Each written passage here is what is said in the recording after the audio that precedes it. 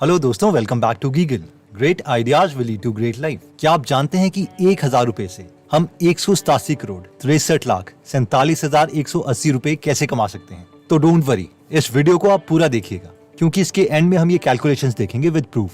Anyways, क्या आपको पता है कि जिम साइमंस ने वॉरेन बफेट से 3 गुना ज्यादा रिटर्न लिया और वो भी 30 सालों तक, लेकिन फिर भी उनकी वेल्थ वॉरेन बफेट से कम है। पीटर थियल ने वॉरेन बफेट से ऑलमोस्ट ऑन एन एवरेज 5 गुना का रिटर्न लिया और वो भी 22 सालों तक, फिर भी उनकी वेल्थ वॉरेन बफेट से कम है। क्या आपको पता है कि ऐसा क्यों हुआ? क्योंकि वॉरेन बफेट बचपन में ही इस कंपाउंड इक्वेशन को समझ गए थे। क्योंकि उन्हें पता था कि वो कितने पैसे कमाएंगे वो 3 चीजों पर डिपेंड करता है।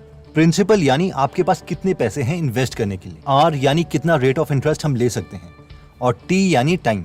और क्योंकि कम एज में उनके पास पैसे तो थे नहीं, लेकिन उन्होंने ये नहीं बोला कि मैं तो छोटा हूँ, मेरे पास पैसे नहीं है और अभी मैं क्या कर सकता हूँ, बल्कि उन्होंने ये सोचा कि बेशक पैसे ना हो लेकिन टाइम तो बहुत है और रेट ऑफ इंटरेस्ट को मैं अपनी स्किल से बढ़ा सकता हूँ, इसलिए कंपाउंडिंग मेरे लिए काम कर सकती है। वैसे ही हमें भी सोचना चाहिए कि बेशक हमारे पास अभी कम पैसे हैं, लेकिन हमारे पास अभी टाइम है जो इस इक्वेशन में अवेलेबल है, और उतना टाइम किसी 40 साल के इंसान के पास नहीं होगा, बेशक वो साल के 1 करोड़ पे ही क्यों ना कमा रहा हो। तो इस वीडियो में हम डिटेल में ये देखेंगे कि हम किसमें और कैसे इन्वेस्ट कर सकते हैं अपने पहले 1000 रुपए को। So let's start my dear brothers and sisters. Okay, तो अब हम इमेजिन करते हैं कि आपके और आपके बेस्ट फ्रेंड के पास 1000 रुपए हैं। आपका बेस्ट फ्रेंड उसे किसी एंजॉयमेंट के लिए खर्च करना चाहता है, नेटफ्लिक्स की सब्सक्रिप्शन, मूवीज एक्सेट्रा, क्योंकि वो बिलीव करता है यार प्रेजेंट में जियो। 1000 रुपए से कौन सी किसी की लाइफ चेंज होने वाली है, फ्यूचर में मेरी अच्छी जॉब लगेगी और उसे पता नहीं कितने 1000 रुपए कमा लूंगा। लेकिन आप थोड़े इंटेलिजेंट हैं, लॉन्ग विजनिस्ट हैं, आपको पता है कि कंपाउंडिंग क्या है। जब इंटरेस्ट के ऊपर इंटरेस्ट मिलता है तो छोटा अमाउंट भी बड़ा हो जाता है। लेकिन इन्वेस्ट कहाँ किया जाए, सवाल तो ये है। लेट्स से आप निफ्टी 50 में 20 साल से 50 साल तक पैसे इन्वेस्ट करने लग जाते हैं, तो 30 साल बाद यानी 50 की उम्र में आपके पास 60 लाख के करीब एक्स्ट्रा कैश होगा, जबकि आपने इन 30 सालों में टोटल अमाउंट सिर्फ 3,60,000 रुपए ही इन्वेस्ट किया है, और वो भी किश्तों में। इसकी कैलकुलेशन ये रही। अगर आप इसमें इंटरेस्टेड हैं तो इसके स्क्रीनशॉट ले सकते हैं या स्लो मोशन में देख सकते हैं। इसमें हमने रेट ऑफ इंटरेस्ट 15% लिया है। 15% का real example with real data हम आगे देखेंगे। एनीवेज, ये 60 लाख रुपए जो आपको मिलेंगे ये एक एक्स्ट्रा अमाउंट है। इसके अलावा अगर हमने और पैसे इन्वेस्ट करे होंगे तो ये अमाउंट बहुत बड़ा होगा। अब जरा देखते हैं कि आपके बेस्ट फ्रेंड के साथ क्या हुआ होगा। उसे होश आता है 30 साल की उम्र में और वो आपसे 3 गुना ज्यादा 3000 रुपए हर महीने इन्वेस्ट करने लग जाता है। इसके बावजूद उसके पास 50 की एज में 17 लाख रुपए आपसे कम होंगे, यानी सिर्फ 43 लाख रुपीस होंगे। ये रही आपके फ्रेंड की इन्वेस्टमेंट कैलकुलेशन। इसे भी आप एक बार देख सकते हैं। अब आप में से जो लोग इम्प्रेस हो गए हैं वो सोच रहे होंगे कि वाओ, ये तो बहुत अच्छे रिटर्न है, लेकिन ये रिटर्न मिलेंगे कहाँ से? तो मैक्सिमम लोगों को पता है कि ये निफ्टी 50 नाम का इंडेक्स फंड है जो हमें ऑन एन एवरेज 15% का रिटर्न दे सकता है। इसके बारे में अगर आपको और जानना है तो इसके ऊपर हमने डिटेल में कोर्स बनाया है, जिसका लिंक मैं डिस्क्रिप्शन में दे दूंगा। अब हम में से मैक्सिमम लोगों के मन में ये सवाल आ रहा होगा कि यार अगर हम इतने पैसे कमा सकते हैं तो मैक्सिमम लोग सिप को कंटिन्यू रख क्यों नहीं पाते? रीजन 1, ज्यादातर लोग ये सोचते हैं कि अगर मैं हर महीने पैसे डिपॉजिट नहीं कर पाया तो क्या होगा। अब सिप का मतलब है सिस्टमैटिक इन्वेस्टमेंट प्लान, और इसमें हम पैसे डिपॉजिट कर रहे हैं। ये कोई लोन की EMI नहीं है कि अगर हमने नहीं भरी तो बैंक वाले हम पर कोर्ट केस कर देंगे। इसलिए सिप से डरने की जरूरत नहीं है। अगर हम चाहें तो कभी भी सिप को बंद करवा सकते हैं, या फिर उसमें ज्यादा पैसे डाल सकते हैं या कम पैसे डाल सकते हैं, या इवन पैसे निकाल भी सकते हैं और हम पर कोई कोर्ट केस नहीं होगा। सेकंड रीजन जिसकी वजह से लोग सिर्फ जल्दी बंद कर देते हैं वो है वोलेटिलिटी, यानी मार्केट में उतार और चढ़ाव, जिसे लोग रिस्क समझ लेते हैं। चलिए इसे एक रियल एग्जांपल से समझते हैं। ये निफ्टी 50 का एक्चुअल डेटा है। इसमें सबसे पहला कॉलम इन्वेस्टमेंट डेट है, यानी जिस दिन हम निफ्टी 50 में पैसे इन्वेस्ट करेंगे। Second column cumulative invested amount है, यानी अभी तक हमने कितने पैसे इन टोटल इन्वेस्ट कर चुके हैं। और थर्ड कॉलम है मार्केट वैल्यू, यानी हमारा इन्वेस्टेड पैसा अब कितना हो चुका है। तो पहली रो में हम 30 जून 1999 को 1000 रुपए इन्वेस्ट करते हैं, तो वो 1000 रुपए ही रहेंगे। एक महीने के बाद यानी 30 जुलाई 1999 को दोबारा से 1000 रुपए इन्वेस्ट किए, तो टोटल पैसे जो अभी तक हमने इन्वेस्ट किए हैं वो है 2000, क्योंकि 1000 पिछले महीने किए थे और 1000 इस महीने, और इसकी मार्केट वैल्यू होगी है 2104 रुपए।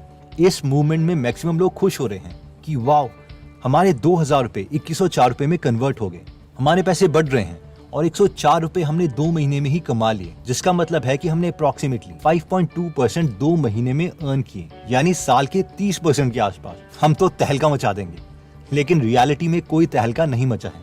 अभी हम आगे देखते हैं। हमारे इन्वेस्टमेंट के तीसरे महीने तक हम 3,000 रुपए इन्वेस्ट कर चुके हैं और वो बन गए हैं 3287 रुपए।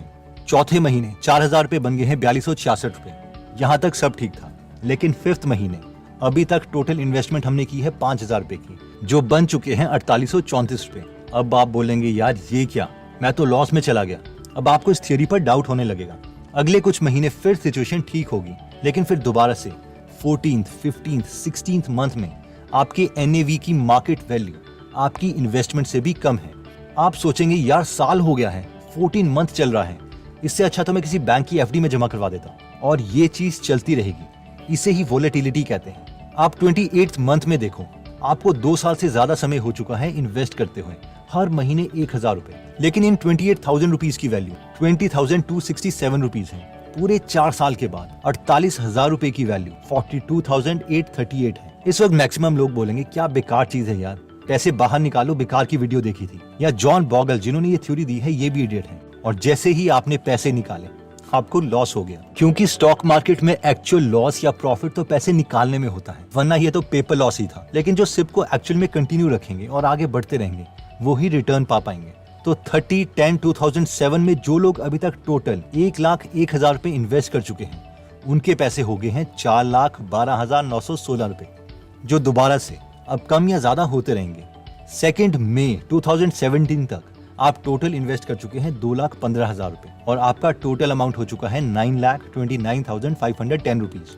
और फाइनली अगर हम आज तक की बात करें, यानी 30 अगस्त 2021 तक, तो अभी तक हम इन्वेस्ट कर चुके हैं 2,67,000 रुपए और आपके NAV की टोटल मार्केट वैल्यू है 18,68,206 रुपए, यानी 18 लाख रुपए।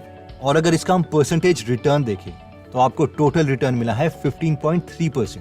और ये वोलेटिलिटी रीजन है जिसकी वजह से कोई इन्वेस्ट नहीं करता। इसलिए वॉरेन बफेट कहते हैं whenever I buy stocks I assume market is closed for next 5 years। यानी जब मैं कंपनी के शेयर्स लेता हूं तो मैं ये एज्यूम करता हूं कि मार्केट अगले 5 सालों के लिए बंद है, क्योंकि उन्हें पता है कि उनके शेयर्स की वैल्यू बढ़ती रहेगी और कम होती रहेगी। और वोलेटिलिटी शेयर मार्केट का नेचर है।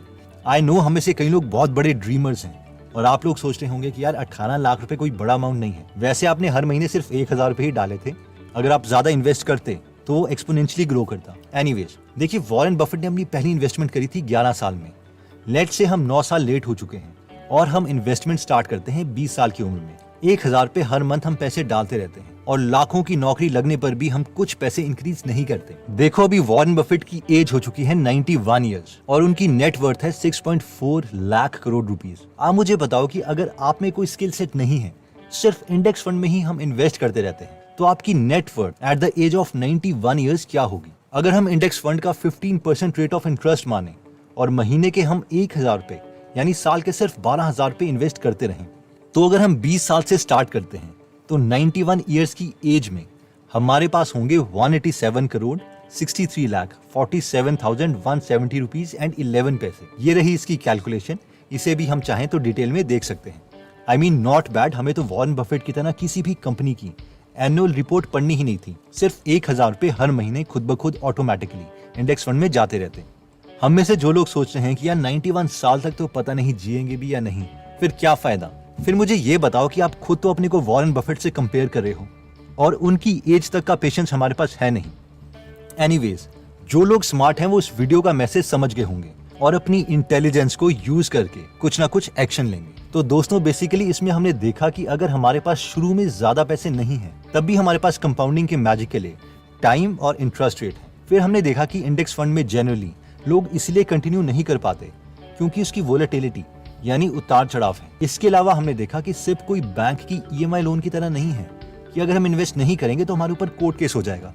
हम जब चाहें इसे बंद कर सकते हैं, ज्यादा पैसे डाल सकते हैं या फिर पैसे निकाल सकते हैं। दोस्तों अगर आपके घर में कोई भी यंग पर्सन है तो उसके साथ ये वीडियो जरूर शेयर करें ताकि वो भी इन्वेस्टिंग को समझ पाए। इंडेक्स फंड पर जॉन बॉगल ने एक बहुत ही ऑसम बुक लिखी है, the little book on common sense investing, जिसे आप फ्री में पढ़ या सुन सकते हैं गीगल एप्लीकेशन में। गीगल एप्लीकेशन में 150 से ज्यादा नॉलेजेबल बुक समरीज अवेलेबल है। ये ऐप दोनों iOS और एंड्रॉइड में अवेलेबल है। तो अगर आप इस एप्लीकेशन में इंटरेस्ट हैं तो इसका लिंक मैं डिस्क्रिप्शन और फर्स्ट कमेंट में दे दूंगा। एनीवेज दोस्तों, अगर आप ऐसी नॉलेजेबल वीडियोस मिस नहीं करना चाहते तो सब्सक्राइब करने के बाद बेल का बटन दबाना मत भूलिएगा।